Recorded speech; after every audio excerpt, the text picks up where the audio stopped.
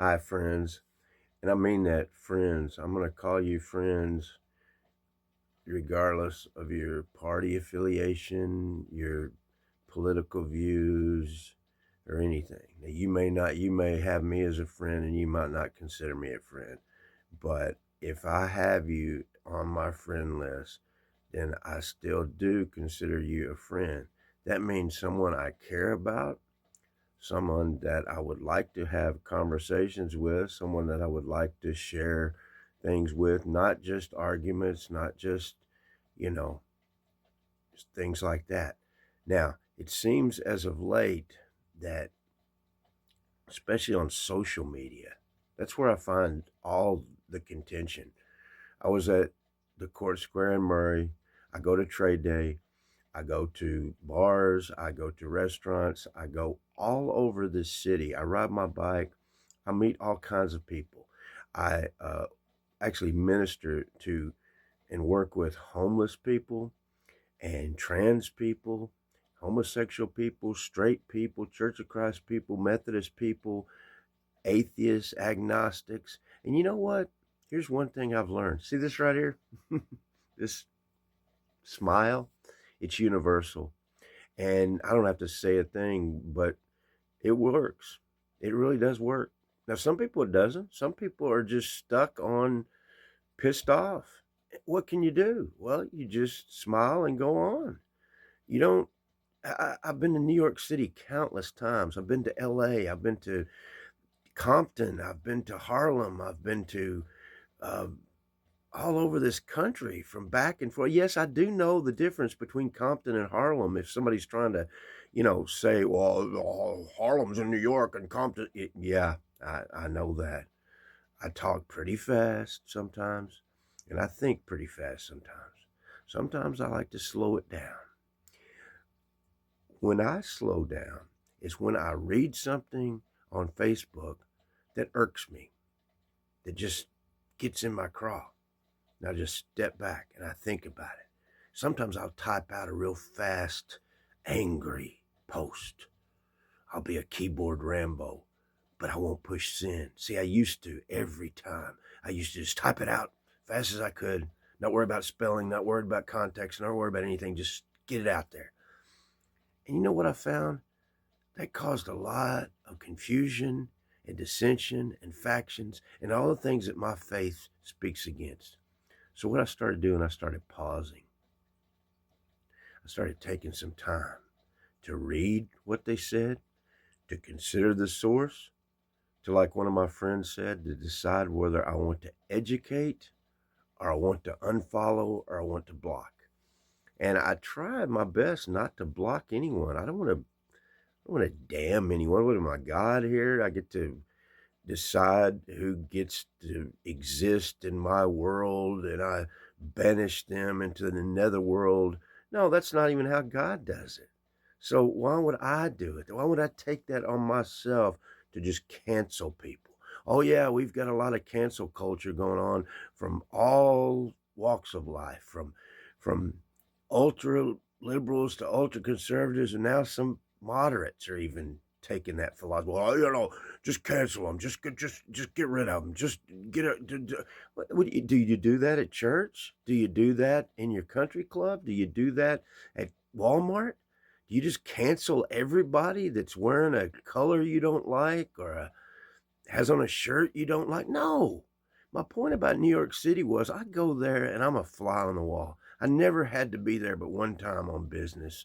Actually, twice. One time we were up there on the Macy's parade, and that was great, but it also sucked because we were being just told that everybody was going to kill us and don't look at anybody and look down. And that was a lie. That was such a joke.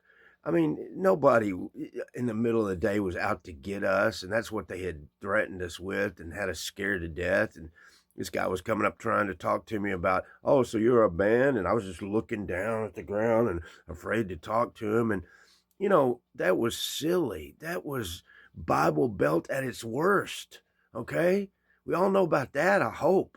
I hope no one is unaware that the Bible Belt mentality, I'm not talking about welcome to our church. Here, have some apple pie. We really like you to come. I'm not talking about that. That's good Bible Belt stuff. I'm talking about that judgment piece that says, I'm going to heaven and my church is going to heaven, but nobody else is. And I'm deciding that. No, you're not. You need to get down off that high horse. Like a friend of mine said, preacher friend of mine said he'd like to get up on the rooftops as high as he could on Murray and yell to everybody, who made you judge, jury, and executioner? That's what I'd like to ask a lot of people on Facebook. No matter what your persuasion, no matter what you believe in, who made you God? Who made you the one that gets to decide what everybody else thinks? And you get to tell them. I'll tell you who did. Mr. Zuckerberg did. Okay? He got to decide that because he created a platform that's driven by controversy. And I guarantee you, I'm going to bet you that maybe 3 people respond to this post. And if that, it will be filtered. The algorithms will read it. They will wait and they will, little circle will go around real slow, and they'll analyze what I've said, and they'll decide if it's worthy. It's all based upon a perception that if it's about controversy, then it's going to be gotten out there. And if it's not, then a couple of people will get to see it. See, we used to have this thing called America Online, and you could get in groups, and you could get down there, and everybody could talk, and everybody at the same time. Oh, no. We had to do away with that because you know what? They can't control that. They had to control it. And we know who they are. If you don't, then okay. If you don't, then we'll talk off to the side sometime about who they are and them are and the man is and all that. If you don't know that, go. You can't go back to the 60s and live like I did a little bit in it. I was old enough at the end of the 60s to know a little bit about what's going on. I watched Neil Armstrong take the step down the ladder, okay? I watched things and I knew things. I was drawing then pictures of astronauts and cowboys and all kinds of stuff. And I'm going to tell you something. I haven't changed a whole lot. I'm still an artist. I still care. I'm still sensitive. If you're watching this and you're wondering what's the point of all this, I'm going to tell you it's 3 simple things. It's life, love, and empathy. Okay? Let's say it together. Life, love, and empathy. If you're making a post right now, if you're keyboard Ramboing it, are you thinking about the other person's life? Do you love them? Didn't mean to flip you off. Sorry if somebody's going to interpret that wrong. And empathy. Are you trying to see it from the other person's point of view? Do you care? Do you even care? Or is being right matter more than somebody's life? Okay? Ask yourself that question.